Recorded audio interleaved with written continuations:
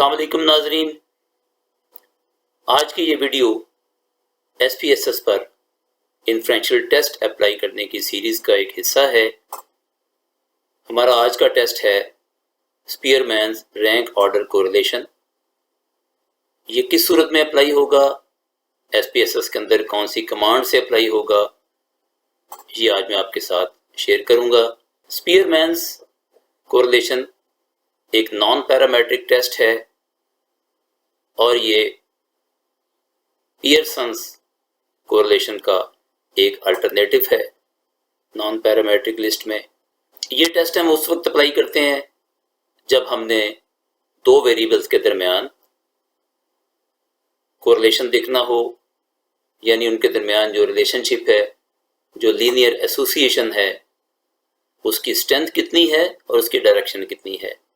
ये दो चार्ट आपके सामने हैं, आप देखिए। एक में स्पीयरमैन कोरिलेशन, इसको रो बोलते हैं, स्पीयरमैन्स रो, उसकी वैल्यू 0.92 है। तो आप देखिए ग्राफ इस तरह का बनेगा, एक्स और वाई लेफ्ट साइड से राइट साइड पे जाते हुए दोनों की वैल्यूज बढ़ेंगी और लाइन ऊपर की तरफ जाएगी, जबकि स्पीयरमैन कोरिलेशन कोएफिशिएंट रो अगर माइनस में होगा, ये वैल्यू आपके सामने -0.91 है, तो ये इन्वर्स रिलेशनशिप को शो कर रहा है।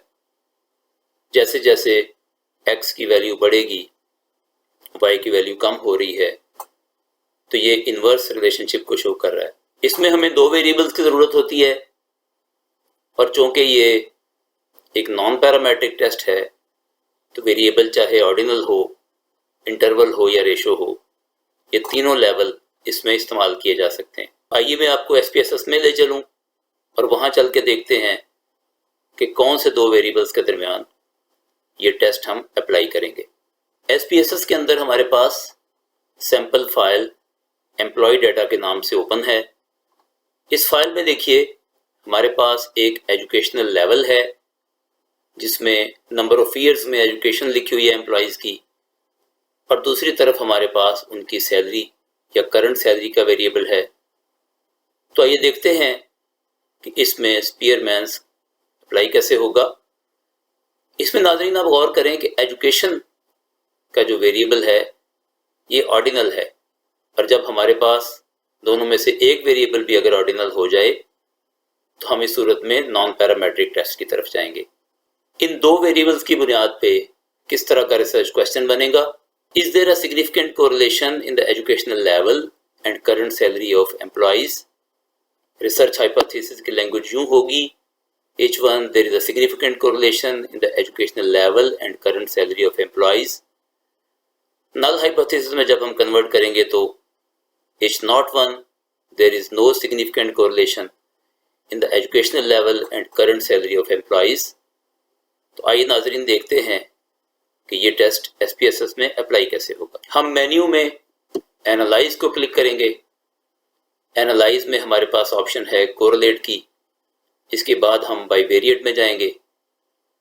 हमारे सामने लेफ्ट साइड पे वेरिएबल्स की लिस्ट अवेलेबल है। यहाँ से हम हमारा पहला वेरिएबल एजुकेशनल लेवल उठाएंगे, उसके बाद करंट सैलरी उठाएंगे। इन दोनों को राइट साइड पे ले जाके तो हम देखेंगे कोरिलेशन कोएफिशिएंट्स की लिस्ट में पियर्सन टिक हुआ है। इसे ख़त्म करके सामने स्पीयरमैन को हम टिक करेंगे और उसके बाद ओके प्रेस करेंगे। हमारे सामने रिजल्ट्स हैं।